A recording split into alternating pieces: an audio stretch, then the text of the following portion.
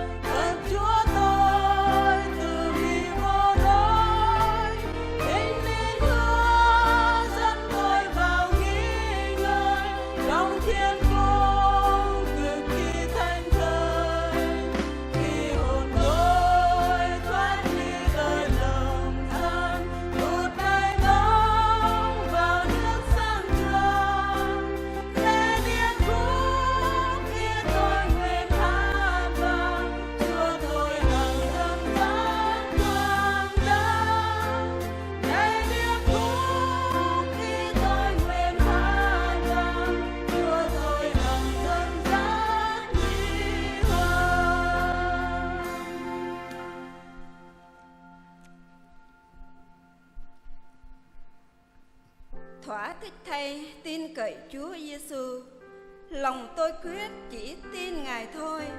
Nghĩ yên trên bào lời hứa Ngài rầy, tin chắc Ngài phán ngay cùng tôi. Thỏa thích thay tin cậy Chúa Giêsu, nhờ huyết Chúa thứ tha tội nay. Bởi đức tin tôi dầm dưới sông Hồng, tâm thánh sạch ốm đau lành ngay. Xin kính mời quý đầy tớ Chúa cùng toàn thể hội thánh đồng đứng lên. Hội thánh Chúa cùng tôn vinh Chúa thánh ca 268. Thỏa thích thay tin cậy Chúa Giêsu. Chúng ta sẽ tôn vinh Chúa câu 1, câu 2. Sau đó nghe đàn dạo. Hội thánh Chúa sẽ tiếp tục tôn vinh Chúa câu số 3 và câu số 4.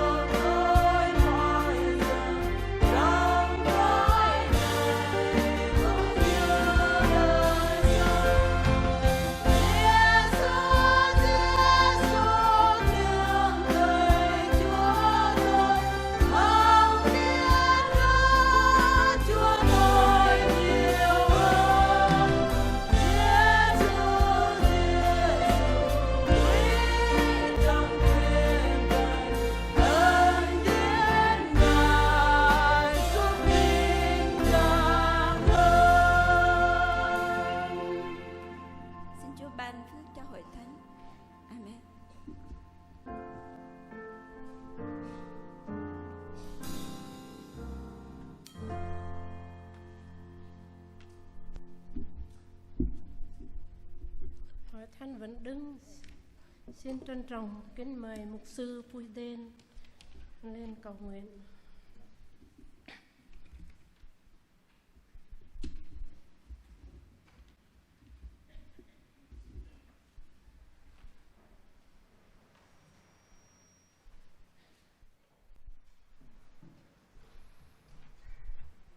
Tôi xin phép cầu nguyện. Xin chúng ta hiệp chung với tôi trong sự cầu nguyện. Kính lạy Chúa là Cha yêu dấu của chúng con. Chúng con tạ ơn Chúa. Chúa cho chúng con có cơ hội bồi linh thông công phụ nữ Tin Lành tỉnh Gia Lai phía Tây của chúng con. Chúng con tạ ơn Chúa thật nhiều. Chúa đã đưa đường anh em, chị em của chúng con xa gần trở về tại đền thờ thánh của Ngài tại chi hội Pleipetur. Rất là phước hạnh quý báu cho mỗi đời sống chị em của chúng con. Tạ ơn Chúa vì Chúa đã ở cùng Diên Diên điều khiển trong cái sự thờ phượng của chúng con đã trải qua một buổi sáng hôm nay và tôn vinh Chúa và lắng nghe lời của Chúa từ lời thơ của Chúa rất phước hạnh. Trong khi chúng con đang chờ ngày Chúa trở lại, để chúng con biết rằng trong đời sống tâm linh mỗi người anh em chị em của chúng con, Chúa ơi, Chúa biết rõ mỗi đời sống của chúng con, để chúng con chuẩn bị ngày Chúa trở lại là ngày lớn kinh khiếp, là đau đớn tất cả nhân loại. Chúa ơi, chúng con cảm ơn Chúa. Chúng con đứng trước mặt của Ngài sự thanh khiết của Chúa. Chúng con là những người tội nhân lỗi lầm phạm tội với Chúa. Lạy Chúa ơi, thì giờ này chúng con bước vào sự thờ phượng Chúa. Xin Chúa tha thứ cho tội lỗi chị em của chúng con. Ở trong ngày qua bất toàn, nhiều điều chúng con vấp phạm với Chúa. Xin Chúa tha thứ cho chúng con. Đang khi chúng con đón chờ Chúa trở lại, để mỗi người của chúng con thỏa lòng vui mừng và hớn hở mà Chúa rước chúng con vào nước thiên đàng của Ngài. Chúng con cảm ơn Chúa. Lạy Chúa, ở thì giờ này chúng con sẽ bước vào thờ phượng Chúa buổi chiều hôm nay. Xin Chúa ban ơn cho bà mục sư Phúc hướng dẫn chương trình thờ phượng Chúa. Xin Chúa ban ơn cho môi miệng và cử chỉ hành động, lời nói rõ ràng dẫn đến chị em của chúng con bước vào sự thờ phượng Chúa. Ai nấy đều hớn hở vui mừng đem ít lại đời sống tâm linh của chúng con. Và xin Chúa ban cho ban nhạc cũng như tất cả ban hát sẽ tôn vinh Chúa trong buổi chiều hôm nay. Qua bài hát đó nói lên bài giảng cho tất cả của chúng con. Chúng con biết rằng bài đó trở thành bài giảng và cái dừng đời sống tâm linh của chúng con. Chúng con cảm ơn Chúa. Thì giờ này Chúa biết đời sống của chúng con, thân thể của chúng con mệt mỏi và gánh nặng. Chúa ơi, xin Chúa tiếp sức cho chúng con, để chúng con được bình an, để chúng con được tươi mới và khỏe mạnh trong đời sống tâm linh cũng như thân thể của chúng con, để ra mắt Chúa như là cái mùi thơm dâng cho Chúa và Chúa đẹp lòng. Chúng con cảm ơn Chúa.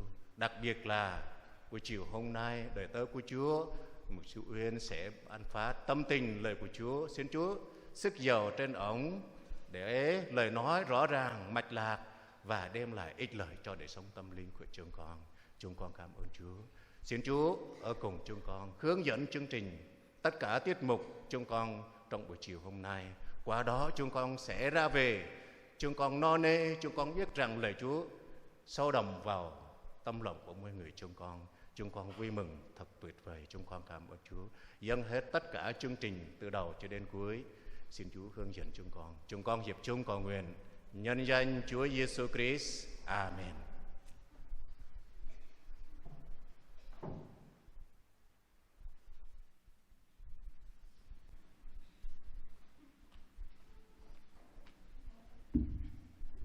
Xin hội thánh cùng đồng ngồi. Tiếp theo chương trình tôn vinh ca ngợi Chúa, phụ nữ khu vực Ba Na với tựa đề là ban đêm sẽ tan biến và sự sáng sẽ hiện đến. Xin mời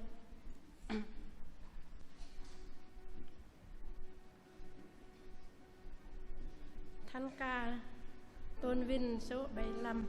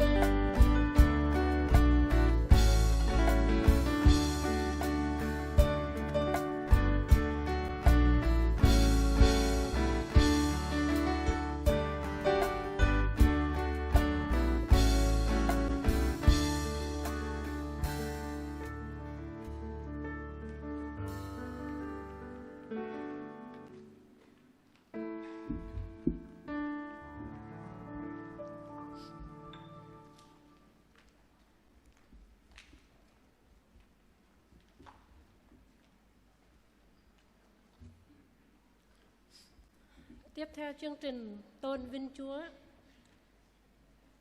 ban hát khu vực phía Bắc, thánh ca Gia Rai 415, tiếng Việt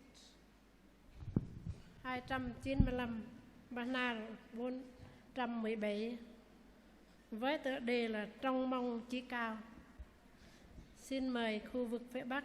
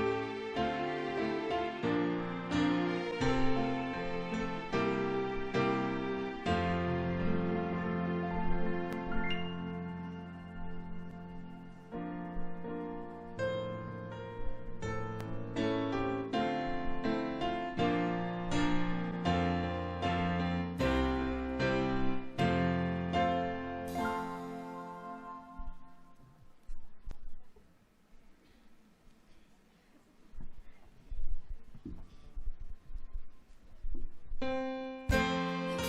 Ghiền Mì Gõ để không bỏ lỡ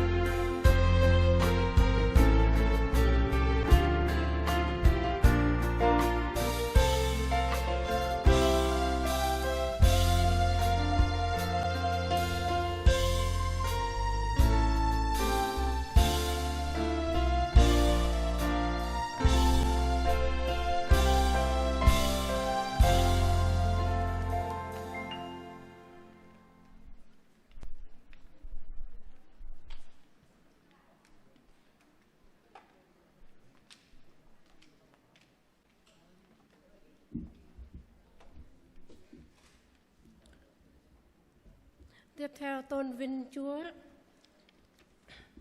phụ nữ khu vực Krongpa, Thánh Ca Gia Rai 173, Bana là 210, Thánh Ca Việt 292, Hằng nương trong Chúa muôn đời.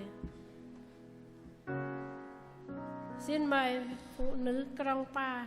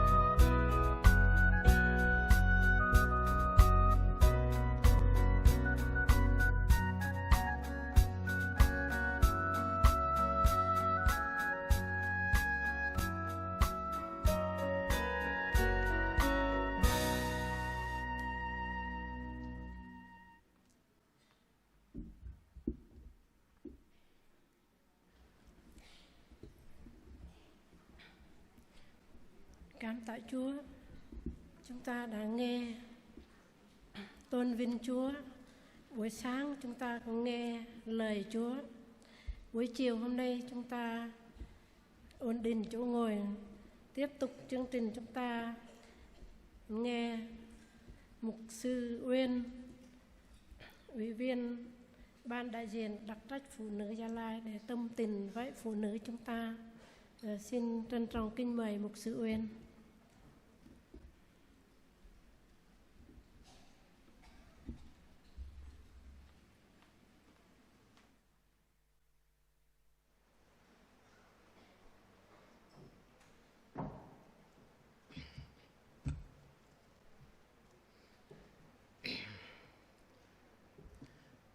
Kính mời hội đồng đứng lên ạ.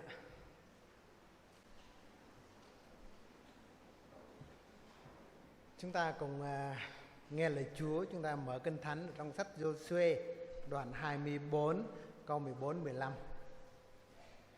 Giô-suê đoạn 24 từ câu 14-15. Tôi xin đọc lời của Chúa được chép trong sách Giô-suê đoạn 24 câu 14-15, chép như thế này: Vậy bây giờ hãy kính sợ Đức Giê-hô-va và phục sự Ngài cách thành tâm và trung tín. Hãy bỏ xa các thần mà tổ phụ các ngươi hầu việc bên kia sông, và tại xứ Ê-díp-tô phải phục sự Đức Giê-hô-va. Nếu chẳng thích cho các ngươi phục sự Đức Giê-hô-va, thì ngày nay hãy chọn ai mà mình muốn phục sự, hoặc các thần mà tổ phụ các ngươi đã hầu việc bên kia sông, hoặc các thần dân Amorit trong xứ mà các ngươi ở, nhưng ta và nhà ta sẽ phục sự Đức Giê-hô-va. Xin kính mời hội đồng cùng đọc với nhau câu làm giống câu gốc ở trong phong màn chiếu của chúng ta có được. Chúng ta chỉ đọc 2 lần. Xin kính mời. Nhưng ta và nhà ta sẽ phục sự Đức Giê-hô-va. Nhưng ta và nhà ta sẽ phục sự Đức Giê-hô-va. Xin mời kính hội đồng an toàn.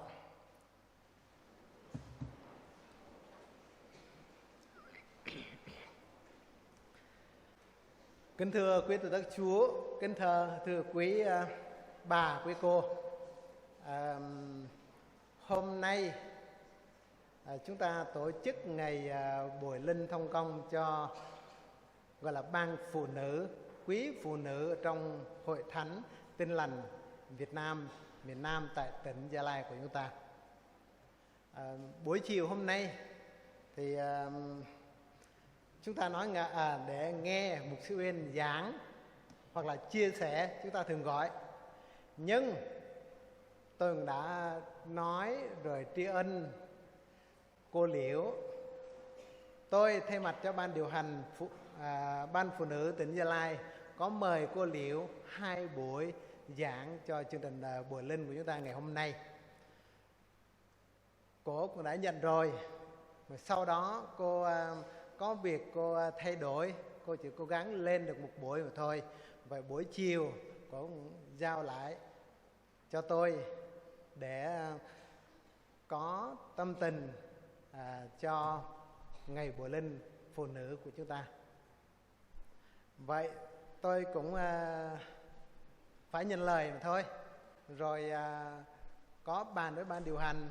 Rồi buổi sáng thì có cô Liễu chia sẻ lời Chúa cho chúng ta. Rồi buổi chiều thì cô nói thì để cho chúng ta. Vậy ban điều hành cũng đồng ý để tôi có được điều tâm tình với hội đồng của chúng ta chiều hôm nay. Cảm ơn Chúa, từ khi mà tôi được làm ở trong ban điều hành Tin Lành tỉnh Gia Lai từ năm 2009, thì ban điều hành Tin Lành tỉnh Gia Lai giao cho tôi đặc trách thanh thiếu nhi cho đến năm 2024, tức là 15 năm. Rồi năm 2026 thì tôi 25 thì tôi chuyển sang ban điều hành giao cho tôi đặc trách ban phụ nữ, đặc trách phụ nữ. Rồi có một sư Siêu Hùng thay cho tôi đặc trách thanh thiếu nhi. tỉnh Gia Lai chúng ta. Cảm ơn Chúa, đó là điều tức là công việc chúng ta nói là Chúa sắp đặt.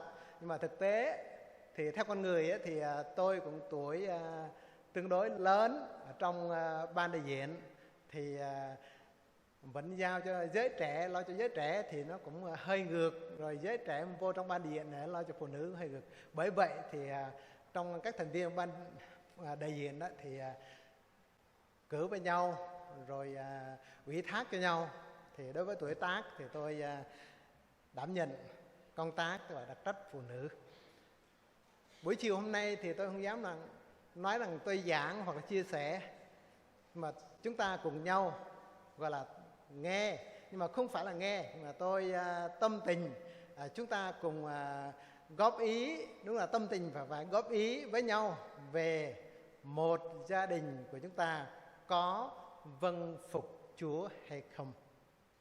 Thì mỗi sáng chúng ta biết rồi, tức là chủ đề của chúng ta là ngày của Chúa.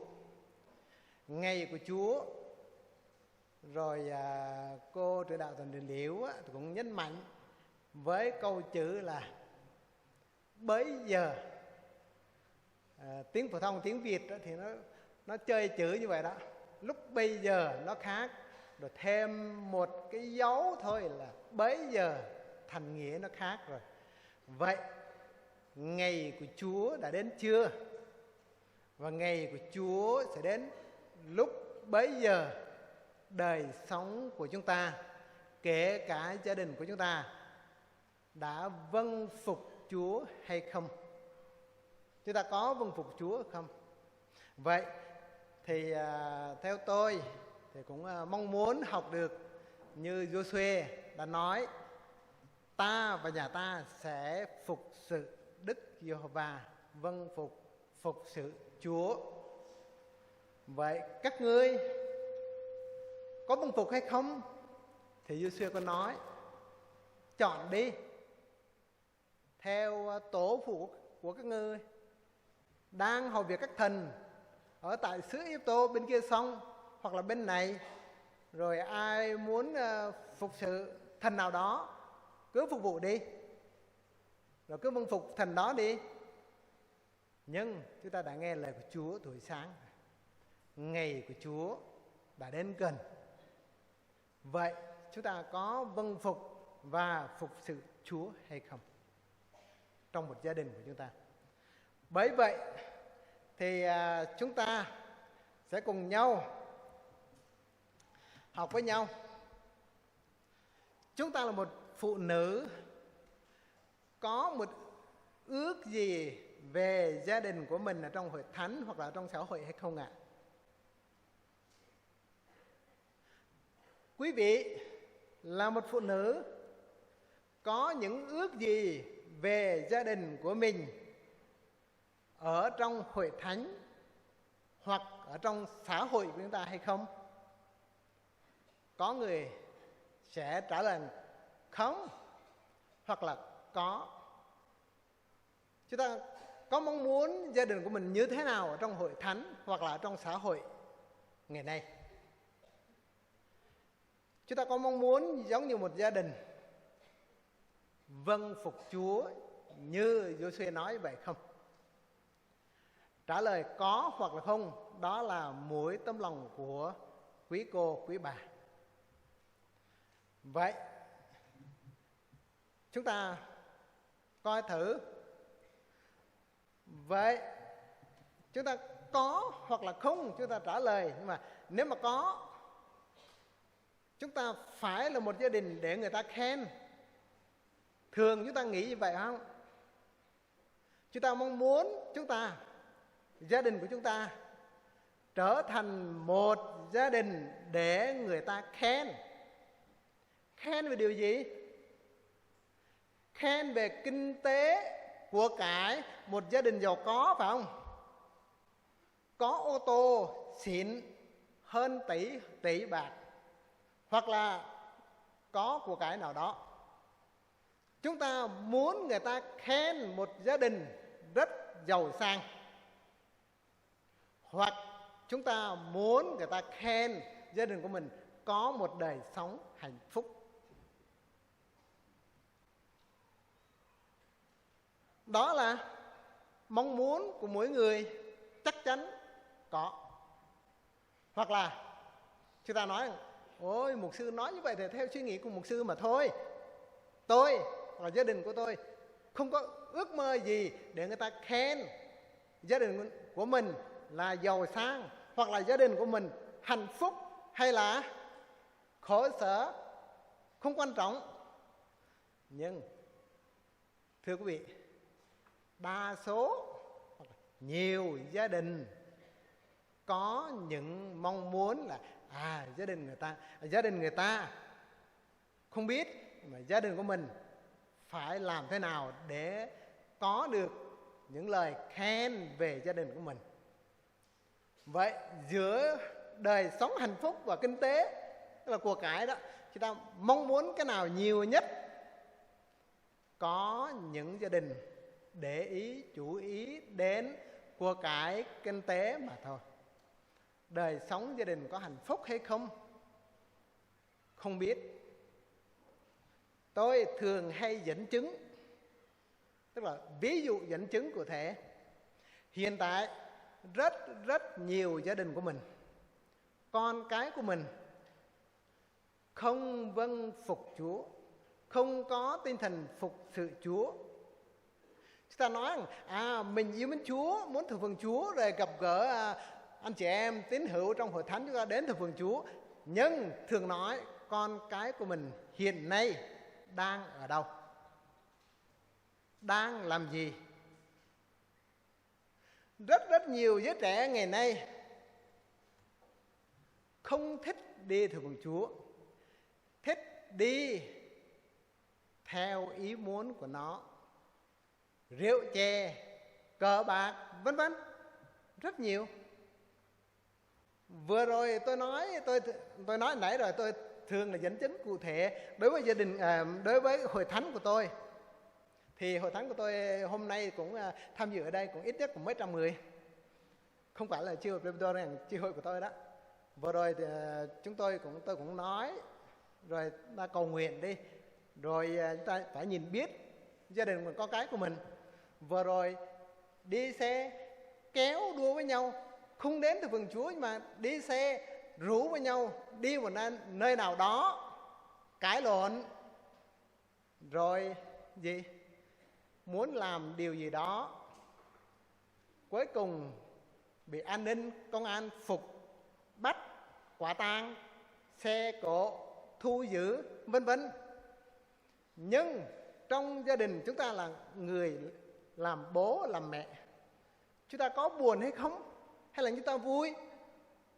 Nếu mà chúng ta buồn, bày tỏ lòng chúng ta buồn ở trước mặt Chúa đó, thì chúng ta có đến với hội thánh, với quý tôi Đức Chúa là những chấp sự hoặc là người hướng dẫn của mình, nêu ra vấn đề nan đề đó để xin Chúa dấy lên lòng con cái của mình ăn năn tội lỗi và quay về với Chúa. Chúng ta có làm điều đó hay không? Tôi cảm thấy không. Chúng ta cứ im, bỏ qua, bỏ trôi con cái của mình như thế nào, mặc kệ, cứ bày tỏ chính mình là người thờ phượng Chúa. Bởi vậy ngày của Chúa đã đến gần. Vậy gia đình của chúng ta có phục sự Chúa hay không? Chúng ta phải làm gì? Vậy phải làm thế nào để trở thành một gia đình vâng phục Chúa? Về kinh tế của cải, về đời sống hạnh phúc, phải làm thế nào? Chúng ta có tìm cách để hướng dẫn, giúp đỡ, dẫn dắt gia đình của mình biết Chúa, yêu mến Chúa trong một đời sống về thuộc thể lẫn thuộc linh, chúng ta được hạnh phúc ở trong Chúa. Kể cả kinh tế của cải chúng ta giàu có hoặc là nghèo khổ, chúng ta cũng bằng lòng ở trong Chúa. Có được điều đó hay không? Vậy chúng ta phải làm thế nào? Thì làm cái gì trước tiên? Vậy phải làm cái gì trước tiên? Nhưng trong ngày Chúa Nhật, như trong ngày Chúa Nhật, các ngày lễ như mừng Chúa Giáng sinh, phục sinh, vân vân. Chúng ta là người mẹ hoặc là một người bố ở trong gia đình, để gia đình của mình vâng phục sự yêu mến Chúa, thì chúng ta làm gì đầu tiên? Như trong ngày Chúa Nhật. Bây giờ là gì? Bây giờ đa số tín hữu của mình ngày Chủ nhật chọn cái gì đầu tiên? Thờ phượng Chúa, căm Chúa. Đó là điều đúng. Nhưng không ít gia đình hoặc là tín hữu ngày nay chọn gì? Ngày Chủ nhật đi thăm con của mình ở trong quân đội. Kể cả ngày lễ phục sinh, Giáng sinh, vân vân. Hôm nay là ngày nghỉ, Chủ nhật là ngày nghỉ. Trong quân đội họ cũng cho con cái của mình nghỉ, mình được đến thăm trong ngày Chủ nhật. Hoặc là chúng ta chọn những ngày, thậm chí là bây giờ Chủ nhật hoặc là các ngày lễ đó, trong hội thánh của chúng ta tổ chức cưới hỏi cho con cái của mình, hoặc là điều nào đó. Có hay không?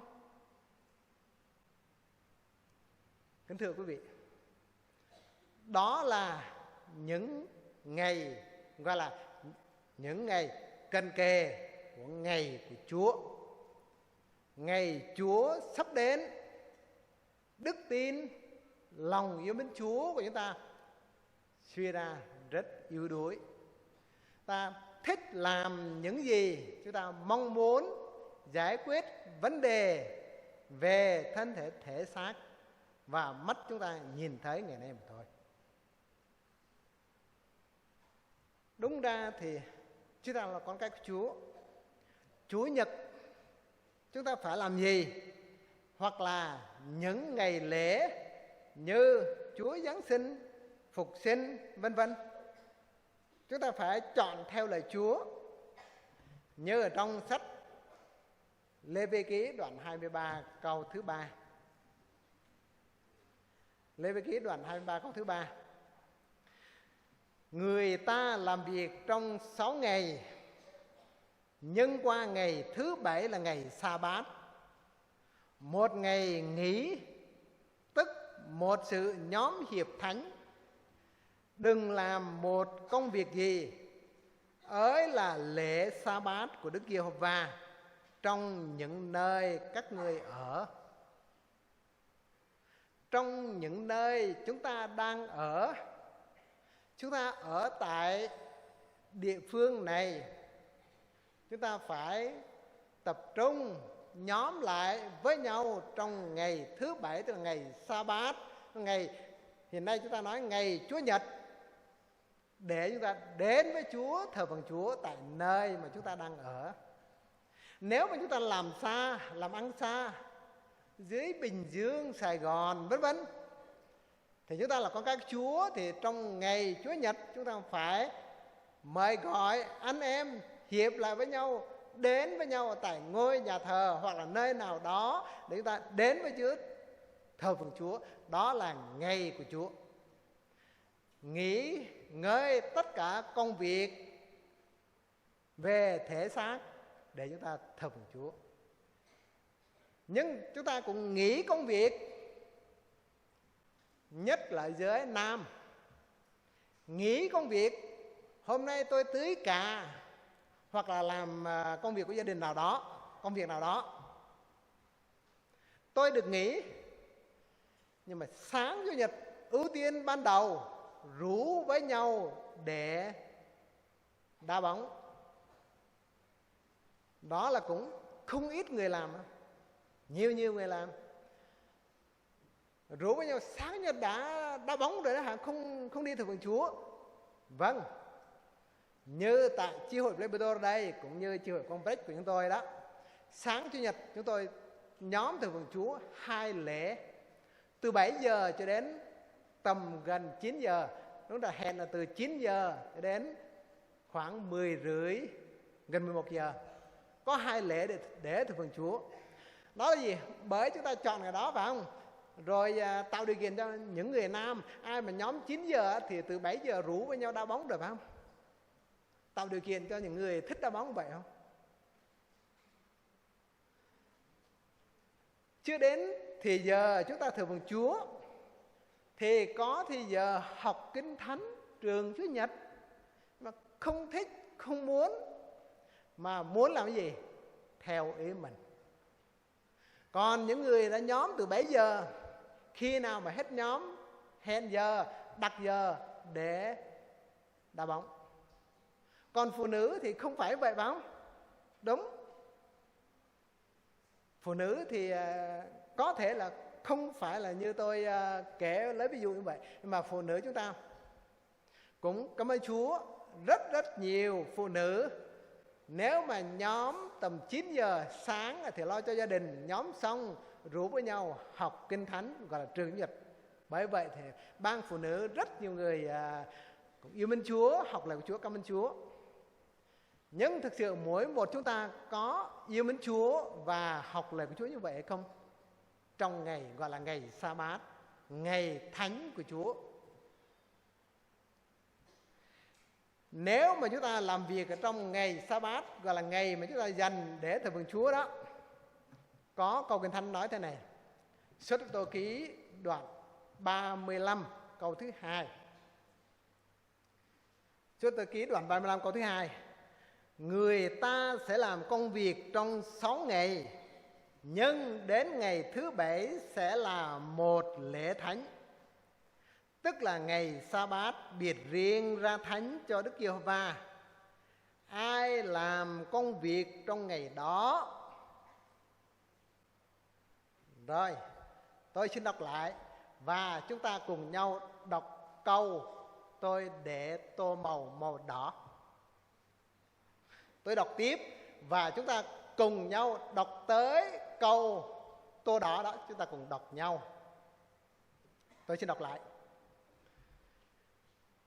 Người ta sẽ làm công việc trong 6 ngày, nhưng đến ngày thứ 7 sẽ là một lễ thánh, tức là ngày Sa-bát biệt riêng ra thánh cho Đức Giê-hô-va.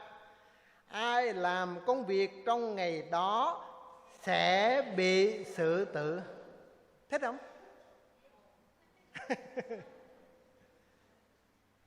Thích không? Thích câu tô đỏ phải không ạ? Dạ. Đó, chúng ta là con cái của Chúa. Vậy trong ngày Sa-bát, tức là chúng ta bây giờ chúng ta dành ngày gọi là ngày Chúa Nhật, chúng ta để biệt riêng ra ngày đó là ngày thánh cho Chúa, thờ phượng Chúa. Ngày đó là biệt riêng cho Đức Giê-hô-va, mà chúng ta vẫn còn dành ngày Chúa đã biệt riêng ra cho Ngài để chúng ta đến với Ngài, mà chúng ta vẫn làm công việc trong ngày Chúa Nhật. Lời Chúa nói rằng ai làm việc trong ngày đó sẽ bị xử tử.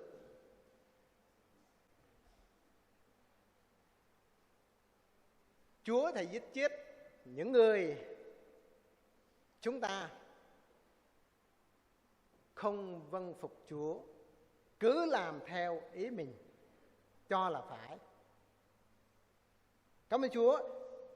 Đó là những gì mà tôi cần tâm tình, và chúng ta phải học. Vậy chúng ta phải làm thế nào? Vì chúng ta là con cái của Chúa, chúng ta là người tin Chúa. Vậy thứ nhất, tìm kiếm Chúa. Trong Ma-thi-ơ đoạn 6 câu 33, tìm kiếm Chúa trước hết. Nhưng trước hết hãy tìm kiếm nước Đức Chúa Trời và sự công bình của Ngài, thì Ngài sẽ cho thêm các ngươi mọi điều ấy nữa. Chúng ta mong muốn một gia đình có kinh tế của cải giàu sang, phải không? Từ ban đầu tôi hỏi nãy. Hoặc là chúng ta muốn có một gia đình hạnh phúc, điều đầu tiên phải đến với Chúa, tìm kiếm Chúa trước hết. Ngày Chúa Nhật chúng ta phải tìm kiếm Chúa là trước hết. Đến với Chúa thờ phượng, cầu nguyện, tức là nói chuyện với Chúa. Rồi chúng ta tìm kiếm Chúa. Nhưng tôi dẫn chứng này, rất nhiều người, không ít đâu, chọn là tìm kiếm theo mình thích trước đã. Vậy để có một gia đình phục sự Chúa, vâng phục Chúa, chúng ta phải làm đầu tiên đó là tìm kiếm Chúa trước hết. Nhưng mà thưa đoạn 6 câu 33. Ý thứ hai, trong Giô-suê đoạn 1 câu 8, chúng ta phải tương giao với Chúa. Quyển sách luật pháp này chớ xa miệng ngươi, hãy suy gẫm ngày và đêm, hầu cho cẩn thận làm theo mọi điều đã chép ở trong. Vì như vậy ngươi mới được may mắn trong con đường mình và mới được phước. Kính thưa quý vị, đó lời của Chúa nói. Tôi thật sự cũng mong muốn một gia đình. Thường là chúng ta không phải chỉ nói nôm na, nhưng mà thật sự muốn có được một gia đình gọi là để người ta khen. Không phải là khen về kinh tế của cải, mà thực sự muốn người ta khen một gia đình hạnh phúc. Vậy để có một gia đình hạnh phúc, yêu mến Chúa, phụng sự Chúa, thì đầu tiên chúng ta phải tìm kiếm Chúa, tương giao với Chúa, thì Chúa mới thực sự Chúa hứa với chúng ta đó. Chúa hứa là sẽ ban cho chúng ta mọi điều chúng ta đang cần. Và Chúa cũng hứa sẽ ban phước cho gia đình của chúng ta. Thực sự chúng ta cứ tìm, nhưng mà tìm theo ý riêng, tìm theo ý của mình, không phải là theo ý của Chúa, thì gia đình của mình thực sự có được như chúng ta mong muốn, đang có cần ở trong thế giới này không? Không phải là chúng ta có cần ở trong thế giới mà thôi, mà điều gì Chúa ban cho mình, chúng ta sẽ sử dụng điều đó để làm vinh hiển danh của Chúa. Ý thứ hai, phục sự Chúa. Muốn có được một gia đình hạnh phúc, phục sự Chúa, thì chúng ta phải phục sự Chúa. Như Giô-suê mà chúng ta đã đọc nãy trong đoạn 24 câu 14-15. Đó là hai ý: hãy kính sợ Đức Giê-hô-va và phục sự Ngài cách thành tâm và trung tín. Như Giê-xu nói, nhưng ta và cả nhà ta sẽ phục sự Đức Giê-hô-va. Ngày của Chúa đã đến gần. Rất nhiều người có kính sợ Chúa hay không? Có một tấm lòng để phục sự Chúa hay không? Thì chúng ta hãy nói như Giô-suê. Người ta thích thờ phượng các thần nào đó theo các tổ phụ của họ, hay là người nào đó họ nhìn, họ thích, họ khoái, đi. Nhưng tôi và gia đình của tôi, tức là nhà của tôi, sẽ phục sự Đức Giê-hô-va. Đó là điều mà chúng ta đang, đúng ra là tất cả mọi người đang mong ước, mong muốn một gia đình để phục sự Chúa. Kính thưa quý bà, quý cô, chiều hôm nay tôi nói rằng chỉ tâm sự với chúng ta mà thôi, không phải là chia sẻ hoặc là giảng, mà tâm sự với chúng ta, mong muốn một gia đình để vâng phục Chúa hoặc là phục sự Chúa. Vậy như Thi Thiên đoạn 23, Thi Thiên đoạn 23 có chép như thế nào? Được Đức Giê-hô-va chăn giữ gia đình của chúng ta. Vậy quả thật trọn đời tôi phước hạnh và sự thương xót của Ngài theo tôi. Tôi sẽ ở trong nhà Đức Giê-hô-va cho đến lâu dài. Chúng ta là một con cái Chúa, một gia đình Chúa đã kêu gọi, lựa chọn. Chúa tiếp nhận xưng mình là con cái yêu dấu của Ngài. Vậy gia đình của mình đã thực sự yêu mến Chúa và phục sự Chúa như Giô-suê vậy hay không? Tại vì ngày của Chúa đã đến gần. Mong muốn gia đình của mình trở thành gia đình yêu mến Chúa, phục sự Ngài giống như gia đình của Giô-suê, thì chúng ta đã nói với nhau, lấy lời của Chúa nhắc nhở với nhau. Chúng ta làm được điều đó thì mới được Chúa chăn giữ chúng ta. Chúng ta biết rằng Chúa đang dẫn dắt chăn giữ. Chúa muốn chăn giữ mỗi một gia đình con cái của Chúa. Chúng ta có thực sự tin cậy, trao trọn đời sống của mình cho Chúa hay không? Ý thứ hai có trong ngôn đoạn 19 câu thứ 8. Nếu chúng ta vâng phục Chúa, phục sự Ngài, thì Chúa cũng cho chúng ta được sự khôn ngoan và thông sáng. Ai có được sự khôn ngoan thương mến linh hồn mình, còn ai giữ lấy sự thông sáng tìm được phước hạnh. Thực sự điều này với mong ước của tôi, gia đình của tôi, nhưng mà tất cả chúng ta đều là một gia đình con cái của Chúa. Chúng ta có được những gì như lời Chúa nói.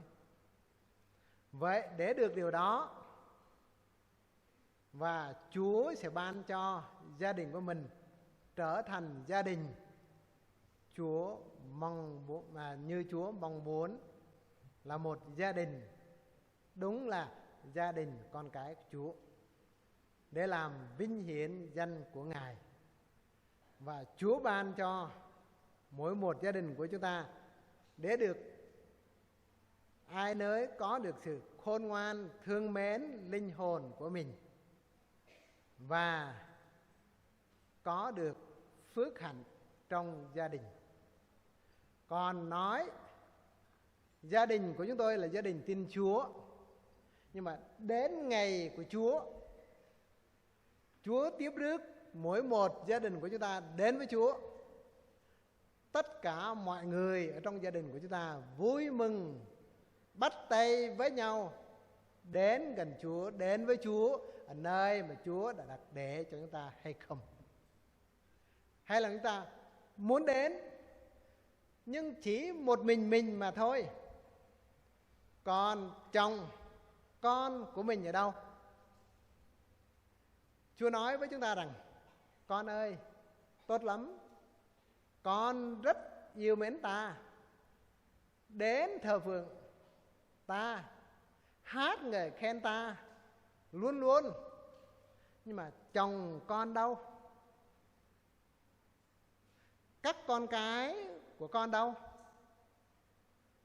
Có cùng với con để ca ngợi thờ phượng ta hay không? Đó có đúng là một gia đình để người ta, thậm chí con người mong muốn và Chúa đẹp lòng hay không? Cảm ơn Chúa. Điều đó buổi chiều hôm nay có cơ hội cho tôi rất vinh dự được đứng trước mặt của quý bà, quý cô để cùng nhau suy gẫm, nói ra những gì lời Chúa đã chép và hướng dẫn mỗi một chúng ta. Cảm ơn Chúa.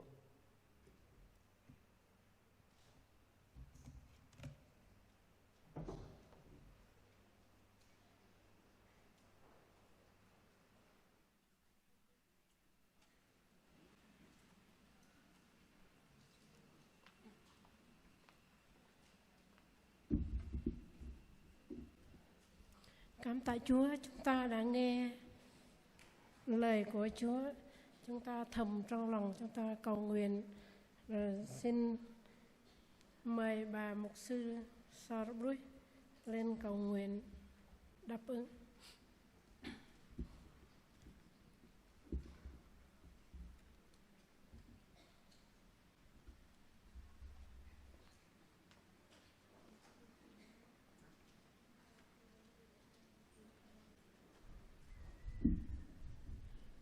Xin chị em chúng ta đồng đứng lên hiệp chung với tôi cầu nguyện.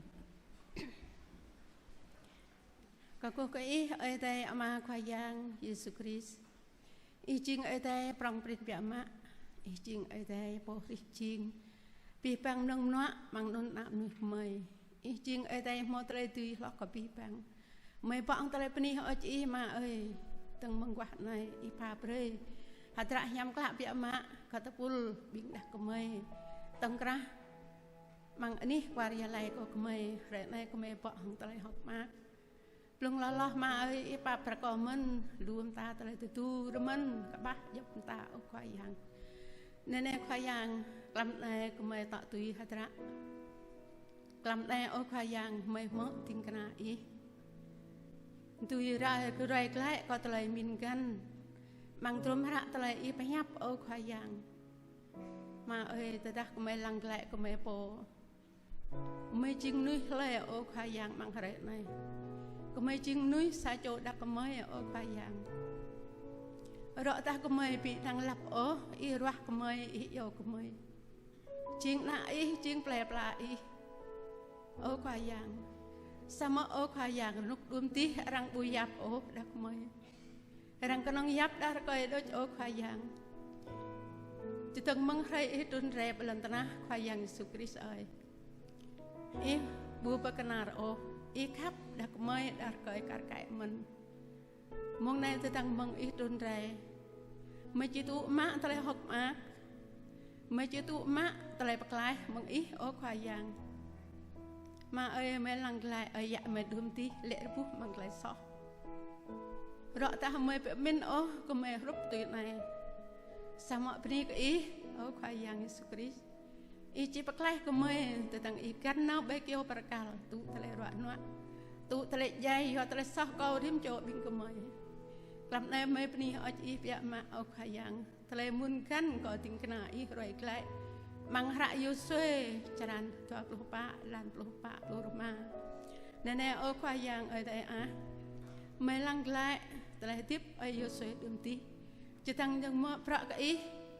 mang về lăng biên nạ Israel tạo tùy ô khoyang mà lũ biên nuôi bậc tầng hàng nhủ sao mà ô khoyang rạ này mà ơi e pa prơi kemai cả cái mình nhủ chỉ to bằng rạ nôn câu hàng sang nọ có chi mà prạ có nhiều và ô mà kemai lăng lại kemai bồ rạ này nhắm sang nọ kemai chiếc ô khoyang mấy chiếc biếng đạo em ạ mẹ ác đã tăng mong ý ra mạng có mẹ sao mẹ bút cả và thô mùn gần ố sang nọ của mẹ hiếm bạc ố khai giang tùy cút ý mẹ mạng bạc ý mẹ rục mẹ yếu xuê này mẹ ố khai giang bạc có ý mà bạc bạc có rong biết biết bằng biến mẹ thê của mẹ tùy mẹ lê mang làm này ố khai giang ý chàng của mẹ cái xem lại của mẹ bố lăng lại của mẹ bố chinh núi chinh mỹ chinh bên này chinh giá mong quá này có lúc làm này mẹ bạn tại học ác mẹ tuy tốt ní ở ý mẹ tuy mộ tại nhập ý ở khai giang tại bắt đầu bị mắc ở khai giang nên cả ở khai giang ý bước giang của mẹ mà ác khai chân của mẹ ố bữa của mẹ miên lại lăng lại có sang nọ có mẹ có nạ bạc có mẹ nạ cây có mẹ ở khai giang ở đây à mà bạc ý tùm nùm cả ở khai giang ý bạp rồi tập năng ý ruột đã có mày sao mà đã coi ở khai giang mà mình đã sang nọ nhiều bậc lắm đã bụp cọp ở nên khai giang ý chẳng có mày tua ý ở khai giang lúng lâu mày chính mỹ rạ này chính giác rạ này ở khai giang bằng rạ mát thưa này nhiều chi rồi lại có riêng cho mình của mày chẳng có mày tua ý lúng lâu để tua thì chả được tao ý hàng lệ phá ý chí bế thêm của mẹ lưu tầng ở khai giang nên khai giang ra câu tại bạp ý mẹ liên công nước từ rồi mình từ mong của mẹ bố là tầng từ trúc có nạ bạc có mẹ ta nạ bạc mẹ chính nước đạo ý lẽ mẹ bố bên trúc nào có nạ bạc có mẹ còn cả không bên trúc lẽ có nạ cây có mẹ riêng cho có mẹ ở khai giang rồi chú ý bố bế của mẹ ngã bạc kết ô sama ở khai giang lụa ní nó ô mà ý bạp rồi ở khai giang lụa ní tội nào chỉ bạc ngã mà đôi mong ra chú cả bố tao lụa ở khai giang tập năng nhớ bạn làm rồi sao chỗ nào cho nông của phụ sama lụa phần đó lẹ nữa ở khai giang nào chỉ bạc ngã mà nào bạn đang mà ơi tao thấy mẹ đạo tin ở khai giang mẹ mò mạ tao lại bạc lại mẹ từ phút tí chát tao ý mà ở khai giang ý bạp riêng cho mẹ tên của mẹ ô bà tập năng mẹ mình hay chú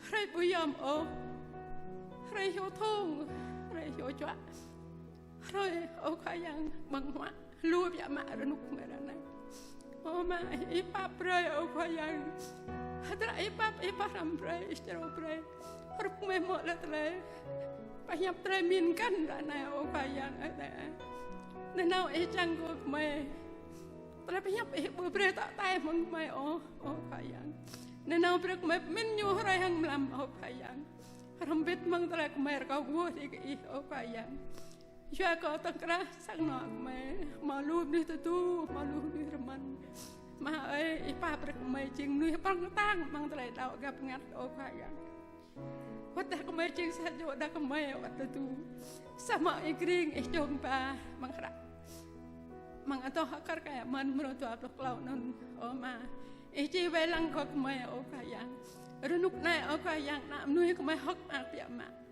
mai malu tram kenam mai malu tram trongsa mai wi man hare chi tun re o kayang mai lak na pa ma mai lak na ma bra o kayang mai lak na bang hwa mai wi piak mak ô ơi đây à ý ba bữa cầu đêm chiều bên mẹ tông cái mẹ thế của mẹ này của mẹ một tụm nuông lệ bữa cầu ý bố mình là cái chấp rê tại nhập này bằng pran chưa cầu đêm chiều bên của mẹ ô khai giang tôi thấy mẹ lệ bằng đi lệ pla của mẹ lệ mang sang nọ của mẹ ô khai giang ấy chắc mẹ thọ ba bữa ngã cường chỉ làm lệ thọ to ba năm lệ có nạ bạ của mẹ lu đến lúc này nạ bạ có mẹ bố mút nó sang chân nôm ô tọ cả nhau có sang chân nôm ô mà à này lấy chỉ bạc lại nhiều lệ ô khai giang còn nó có mẹ vô chiên mỹ ô khai giang chiên mà chiên dạ ô mà ít pa bê bê của mẹ chẳng có tuy bạc lại nạ bạ nạ cho của mẹ ô khai giang nì ở chỉ bịa mà thế mẹ mộng này mà ấy ít pa bê đêm cho bị của mẹ kết lệ mẹ một buổi trăng hi đôi đai ô chẳng có mẹ ít có đóng pran cho có mẹ chẳng mẹ bác lại phải nhập này muốn lại bằng có mẹ bò đêm cho lại chẳng có mẹ thấu phạt lại có lu pin tọ mang sang ở đây ý mà tao ta một lại tu lại là mình ý chẳng có mấy chọn ngôi chọn lăng ở khoai yang mình ở ý bị prancha mà ấyเราก็จีบเตยก็เจ้าดีตะไลติตาปรัญจาเกาทิมโจมิงเมยปาราตะไลโยไลมังลับปรัญจาอีโปตตรงกระอีมืออีแหลกแหลกก็แหลกเมยเกาทิหากอีมาเมยปนีออีก็เมยกูเกาก็เมยโยไลนั้นขวายยังเยซูคริสต์อาเมน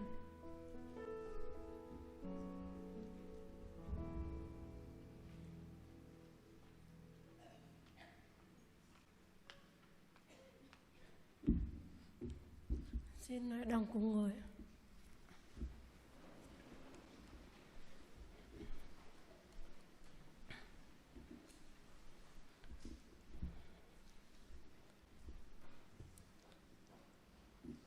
Tiếp theo chương trình chúng ta tôn vinh Chúa khu vực Phú Thiện với tựa đề là Tôi biết Đấng tôi tin. Thánh ca Gia-rai 150, Thánh ca Ba-na 182, tiếng Việt 262. Xin mời ban hát.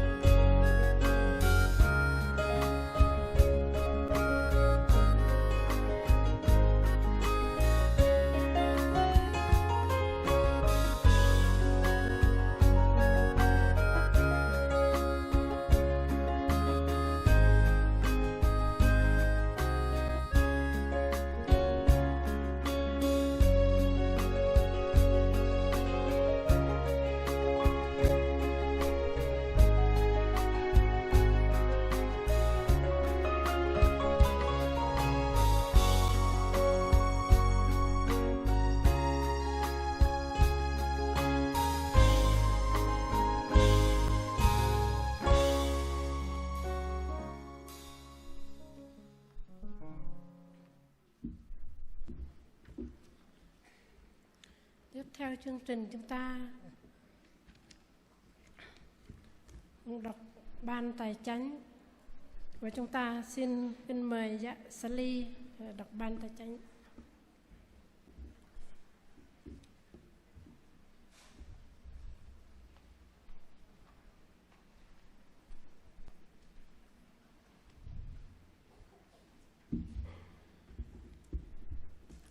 Tôi xin thay mặt cho ban tổ chức sẽ thông qua số tiền thu và chi ngày hôm nay. Khoản thu thứ nhất là từ các chi hội ủng hộ với số tiền là 37.900.000 đồng. Và khoản thu thứ hai là từ tiền dân được 76.423.000 đồng. Tổng thu hai khoản là 114.323.000 đồng. Tổng chi 60.250.000 đồng. Còn lại 54.037.000 đồng.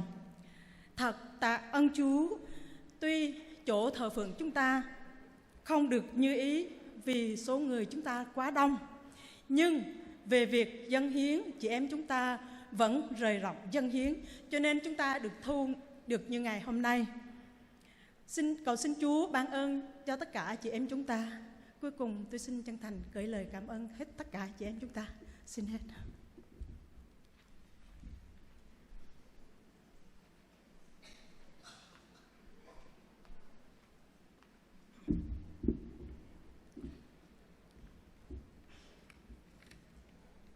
Cảm tạ Chúa. Trong buổi thờ phượng chúng ta từ buổi sáng đến buổi chiều hôm nay, Chúa ban phước.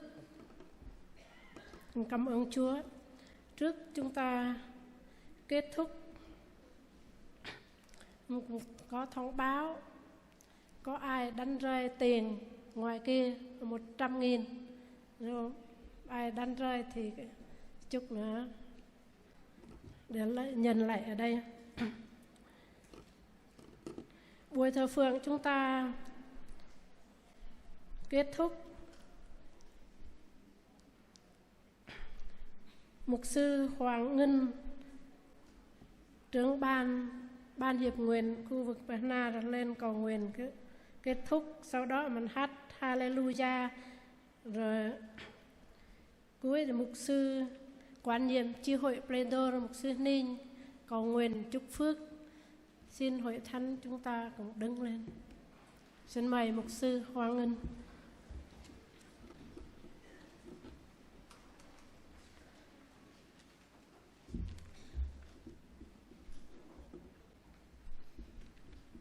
Cảm ơn ban điều hành và quý phụ nữ cho tôi tham gia trong giờ cầu nguyện tất lễ. Xin hội thánh hiệp ý với tôi trong sự cầu nguyện. Xin chúng ta hiệp ý với tôi. Kính là Đức Chúa Trời, là Cha yêu thương của chúng con. Chúng con dâng lời tạ ơn Đức Chúa Trời đã ở cùng chúng con trong suốt kỳ hội đồng ngày hôm nay trong sự bình an. Chúng con lớn tiếng dâng lên lời ca tiếng hát cảm tạ ơn Chúa đã chuẩn bị cho chúng con sứ điệp của Ngài. Trong năm 2026, chúng con đã dành thời gian thờ phượng Chúa. Chúng con dâng lời tạ ơn Chúa đã đưa dắt cụ bà, quý chị em của chúng con trong tỉnh Gia Lai phía Tây được hiệp lại tại đây trong sự thờ phượng. Chúng con cảm ơn Chúa. Và trong thời giờ này, chúng con sẽ ra về cầu xin Chúa là đấng quan phòng ở cùng hết thảy quý con cái của Chúa từ xa gần, từ sáng hôm nay trong sự bình an. Và chúng con trong ít phút chúng con sẽ ra về. Chúng con tin rằng Chúa luôn ở cùng chúng con. Chúa ơi, chúng con dâng tất cả mọi điều trong cánh tay yêu thương của Chúa. Và chúng con biết rằng lời của Chúa luôn đồng lại trong chúng con. Chúng con cầu xin Chúa giữ gìn ban điều hành phụ nữ tỉnh Gia Lai. Chúng con cũng cầu xin Chúa ban phước cho ông mục sư đặc trách phụ nữ tỉnh Gia Lai, ban cho ban điều hành, ban cho phụ nữ các khu vực đã đến đây trong sự hướng dẫn thờ phượng, trong sự học hỏi lời của Chúa. Chúa đã chuẩn bị cho chúng con đầy tớ của Chúa. Cô truyền đạo Trần Thị Liễu đã sử dụng lời của Chúa để nhắc nhở cho chúng con. Chúa ơi, chúng con đang chờ ngày Chúa tái lâm. Nhưng chúng con khi nhìn lại đời sống của mỗi một chúng con cần sự thánh hóa bởi Đức Thánh Linh của Ngài, thay đổi tấm lòng của chúng con để chúng con mỗi ngày yêu mến Chúa trong sự thờ phượng, trong sự học hỏi lời của Ngài. Xin Chúa cũng dùng quý chị em chúng con trong tỉnh Gia Lai để học biết lời Chúa và kinh nghiệm được để dạy dỗ con cháu của chúng con. Chúa ơi, xin Ngài cũng dùng lời của Ngài buổi chiều hôm nay. Mỗi một chúng con cần có một gia đình hạnh phúc. Chúng con cần có một gia đình phục vụ Ngài. Chúa ơi, Chúa đã kêu gọi người đệ tớ của Chúa, và Chúa đã sử dụng ân tứ của Ngài cho mỗi một con cái của Chúa khắp nơi để chúng con cùng học chung và tôn vinh danh của Ngài. Xin Chúa ban phước cho ban điều hành phụ nữ, đặc trách phụ nữ tỉnh Gia Lai, cũng như quý chị em chúng con xa gần trong sự thờ phượng, trong nhà thờ, bên ngoài nhà thờ. Xin Chúa giúp cho chúng con đủ đức tin, thêm sức mới cho chúng con. Chúng con không thể kể hết được những lần chúng con ngồi lại nghe lời của Đức Chúa Trời từ sáng tới chiều hôm nay. Chúng con chỉ biết dâng lời cảm ơn Chúa. Chúng con cầu xin Chúa ban ơn cho mục sư, ủy viên mục vụ tỉnh Gia Lai, cũng như ban đại diện để hợp với ban điều hành phụ nữ tỉnh Gia Lai, để giúp cho con cái Chúa có những chương trình bồi linh và thông công như ngày hôm nay. Chúng con ước ao chúng con sẽ gặp Chúa trong tâm hồn, vui mừng gặp Chúa. Chúa ơi, khi chúng con nhìn lại đời sống của chúng con rất là yếu đuối, có xin Chúa ban cho chúng con không những chúng con họ việc Ngài, nhưng chúng con cũng cầu xin Chúa thương xót, ban ơn cho mỗi một hội thánh của Chúa, mỗi gia đình, mỗi đứa con của Chúa ngày hôm nay được bởi Thánh Linh thúc giục chúng con để chúng con học việc Ngài theo ý của Ngài. Chúng con dâng lời tạ ơn Chúa đã cho chúng con có được nơi khang trang rộng rãi tại chi hội Pleibedo, được tiếp đón quý đệ tử của Chúa. Chúng con được ngồi lại với nhau, có người ngồi tại dưới đồi thông bên ngoài nhà thờ, cũng trong nhà thờ. Chúa ơi, chúng con cảm ơn Chúa đã cho chúng con yêu mến Chúa, học hỏi lời của Ngài. Chúng con cũng cảm ơn Chúa đã cảm động chính quyền đã tạo điều kiện cho chúng con có được ngày bồi linh thông công. Chúng con dâng lời tạ ơn Chúa, cầu xin Chúa đưa đường quý đệ tử của Chúa như truyền đạo Trần Thị Liễu đã rời khỏi nhà thờ trong buổi trưa, và chúng con sẽ rời khỏi nhà thờ. Cầu xin Chúa ban ơn lành, ban phước cho quý tụi con của Chúa, cũng như Chúa đã đỡ đường ban phước cho chúng con. Không những chúng con ngồi lại tại đây cảm động, cảm xúc vì lời của Ngài, nhưng chúng con cũng cầu xin Đức Thánh Linh của Ngài luôn giúp cho chúng con. Mỗi khi chúng con đi đâu làm việc gì, chúng con luôn luôn sống vì ngày của Chúa. Chúng con không biết ngày nào Chúa sẽ đến, và chúng con luôn luôn cầu xin Chúa, xin Chúa nhầm lời chúng con để chúng con sống trong một gia đình phục vụ Chúa để quy vinh hiển danh của Đức Chúa Trời. Chúng con dâng tất cả quý chị em chúng con trong cái tay yêu thương của Chúa, và chúng con thành tâm cầu nguyện nhân danh Đức Chúa Giêsu Christ. Amen.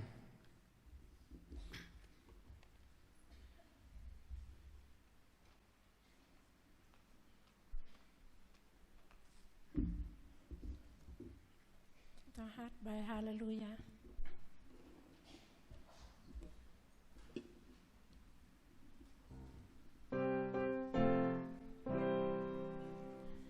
Hallelujah.